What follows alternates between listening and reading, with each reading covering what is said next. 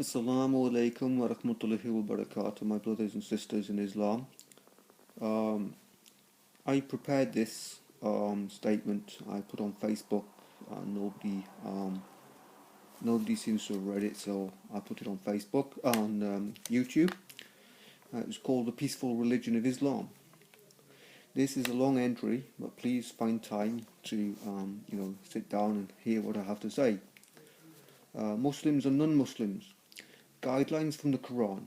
It is a wrong presumption that since an Islamic polity is based on a definite adherence to Islam, it will annihilate non-Islamic elements within its fold. There are guidelines in the Quran and Sunnah which speak of strengthening and cementing the relationships between Muslims and non-Muslims. The basic foundation of this relationship is referred to in the Quran in the following words: Allah does not forbid you from being good to those who have not fought you in the deen, way of life, or driven you out from your homes, or from being just towards them. Allah loves those who are just. Allah merely forbids you from taking as friends those who have fought you in the deen and driven you from your homes, and who have supported your expulsion. Any who takes them as friends are wrongdoers. And that's Surat Al-Mumtahana 67 verses 7 to 9, page 651. Jihad.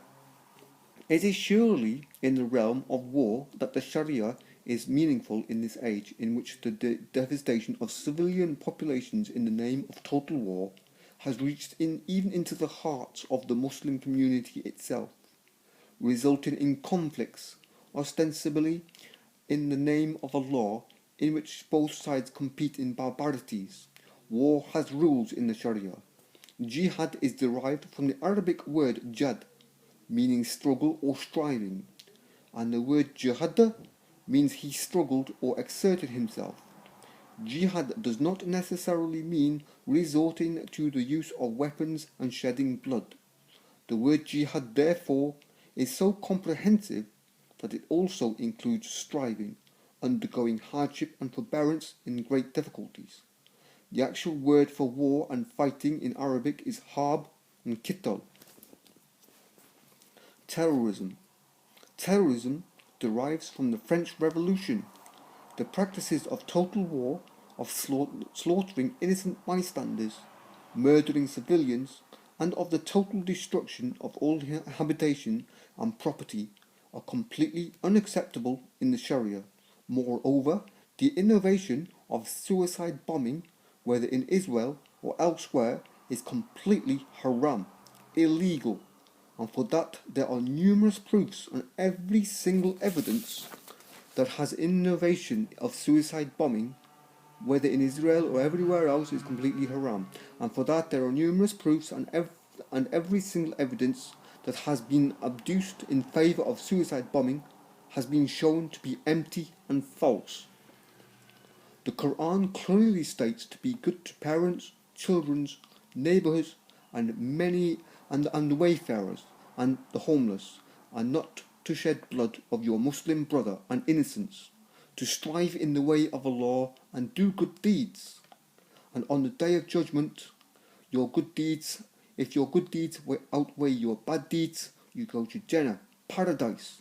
And if your bad deeds outweigh your good deeds, then you go to Jahannam, hell. I have read the Quran over and over from cover to cover for the last 13-14 years. I have been Muslim, and I have been completely captivated and astounded by the wisdom and advice that this book has given me.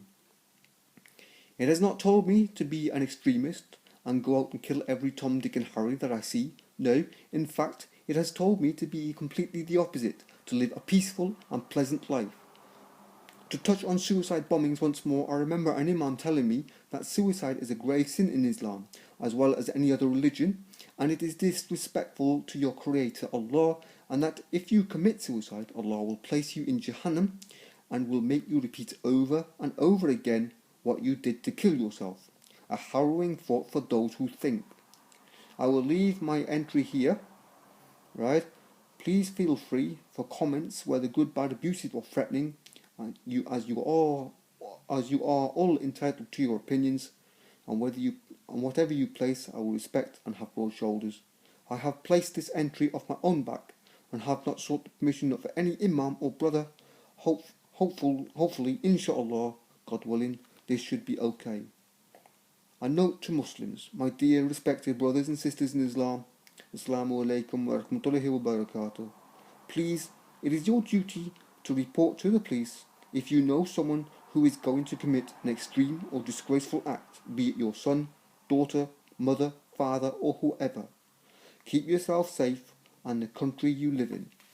And I also asked to everybody who reads this, every Muslim brother in all the countries who read this, please stop your fighting, reunite yourselves with the Muslim brothers and live peacefully. Thank you. Wassalam.